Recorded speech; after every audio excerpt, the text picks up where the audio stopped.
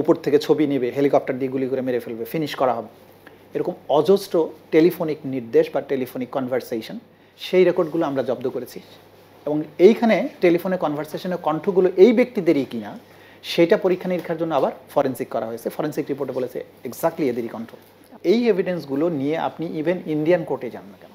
So এখানে আসলে আমার এবং অন্য অনেকের প্রশ্ন আসে যে আন্তর্জাতিক অপরাধ ট্রাইব্যুনালের যে ইতিহাস আপনি বললেন, এর আগেও যে মামলাটি আসলে মানে বহুল আলোচিত ছিল মানবতা বিরোধী অপরাধে 1971 সালে যাদেরকে দোষী সাব্যস্ত করে ফাঁসি দেওয়া হয়েছে, এবং পরবর্তী সময়ে আমরা দেখলাম যে সেখানে রাজনৈতিক উদ্দেশ্য প্রণোদিত অনেক কিছু ছিল, এরকম অনেক প্রশ্ন চিহ্ন আসলে এসে দাঁড়িয়েছে।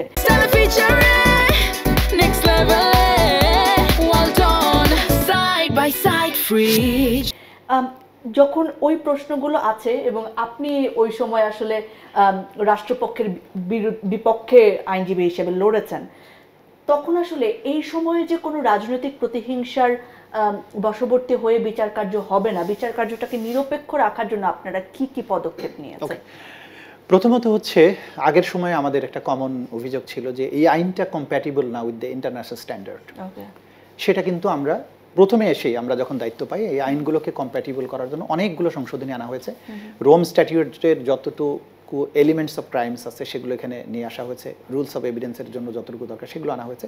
সুতরাং আইনের যতটুকু কম্প্যাটিবল না হয় ইন্টারন্যাশনাল স্ট্যান্ডার্ডের সাথে সেটা দূর করা হয়েছে, নাম্বার 1।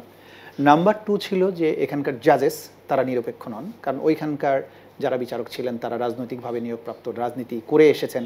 এই সময়ে আমাদের যারা বিচারক হয়েছেন তারা প্রত্যেকেই তাদের বিচার বিভাগে একটা লম্বা তাদের ক্যারিয়ার রয়েছে, তাদের ব্যাপারে কোনো বিতর্ক নেই, তাদের ব্যাপারে পক্ষপাতিত্বের কোনো অভিযোগ নেই, তাদের যোগ্যতা নিয়ে কোনো প্রশ্ন নেই। তৃতীয়ত হচ্ছে যে ওই সময়ে ব্যাপকভাবে মিথ্যা সাক্ষী দেওয়া হয়েছে। 71 সালের তখন তো ডিজিটাল এভিডেন্স ছিল না, তো মানুষকে যে 72 সালে জন্ম নিয়েছে সে এসে 71 সালের ঘটনা সাক্ষী দিয়েছে যে আমি চোখে দেখেছি। এই জাতীয় মানে অদ্ভুত কর্মকাণ্ড সেখানে হয়েছে। এই আদালতের মধ্য থেকে ডিফেন্স পক্ষের সাক্ষীকে অপহরণ করে নিয়ে যাওয়া হয়েছে, গুম হয়ে গেছে, ইন্ডিয়াতে পাওয়া গেছে। এই সমস্ত কর্মকাণ্ডে দুষ্ট ছিল। এবং ফাইনালি যেটা স্কাইপ কেলেঙ্কারি ছিল, যে দেশের বাইরে থেকে রাজনৈতিক তার বন্ধুরা লিখে দিত কি জাজমেন্ট হবে, কোন আসামির জন্য কি সাজা হবে। তার মানে এই ট্রাইব্যুনালটা পুরোটা একটা শ্যাম, একটা মকারি ছিল, একটা শ্যাম ট্রায়াল ছিল। এই সময়ে আমরা সব এই সমস্ত ইস্যুগুলোর থেকে অতিক্রম করে এসেছি। আমাদের বিচার প্রক্রিয়ায় আমরা লাইভ দেখানোর চেষ্টা করেছি যে অংশটুকু করা যায়।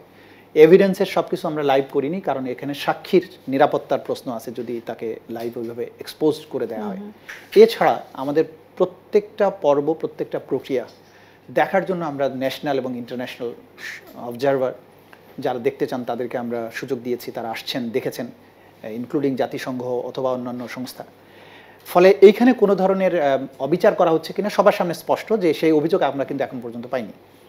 এবং সবচাইতে বড় যে জিনিস সেটা হচ্ছে যে এভিডেন্সটা আমরা এখানে উপস্থাপন করেছি, যে সমস্ত ঘটনা ঘটেছে বাংলাদেশের 18 কোটি মানুষের চোখের সামনে ঘটেছে, এগুলোর হাজার হাজার ভিডিও ফুটেজ আছে, এগুলোর অসংখ্য ছবি আছে।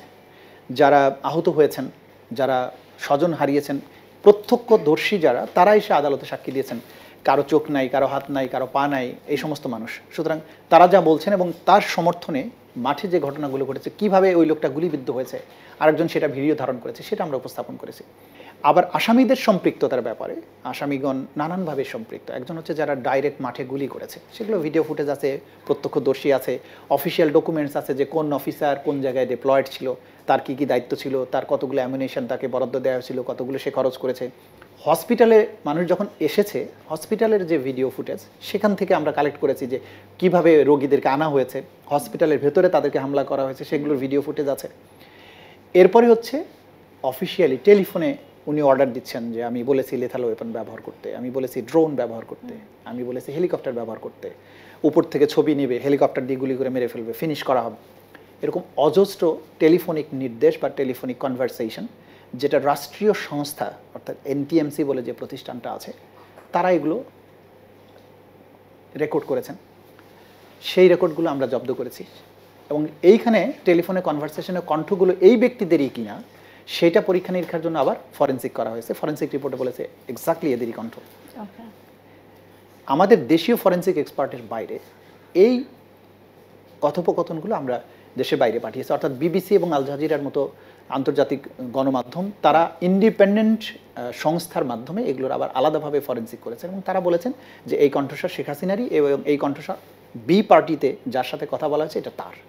সুতরাং এই যে একটা ভয়েসের, কিন্তু এটা কোন সময় এটা নিয়ে তো বিতর্ক না, ওখানে- হয়েছে মাঝখানে, আপনি নিশ্চয়ই দেখেছেন। না, এই বিতর্ক যারা করেছেন হয়তো জানেন না, কারণ ওই যেখানে রেকর্ড হয়েছে সেখানে ডেট টাইম সবকিছু উল্লেখ করা আছে, Okay. সেগুলো সহ আমরা প্রডিউস করেছি। এটা কত তারিখে কত মিনিট থেকে কত মিনিট পর্যন্ত সবকিছু কিন্তু এটা ডিজিটালি প্রমাণ করা গেছে। ওকে, সুতরাং আমাদের এই কোর্টের এভিডেন্সগুলো হচ্ছে এতটা বেশি অকাট্য, এত বেশি স্পষ্ট, এত বেশি ওভারওয়েলমিং যে আমরা বারবার বলেছি যে এই এভিডেন্সগুলো নিয়ে আপনি ইভেন ইন্ডিয়ান কোর্টে যান না কেন, আইসিসিতে যান, যে দুনিয়ার যে কোনো আদালতে যান, এটা অকাট্যভাবে অপরাধীদের অপরাধগুলো প্রমাণ করবে এবং এখান থেকে তাদের মুক্তি পাওয়ার কোনো সুযোগ নেই।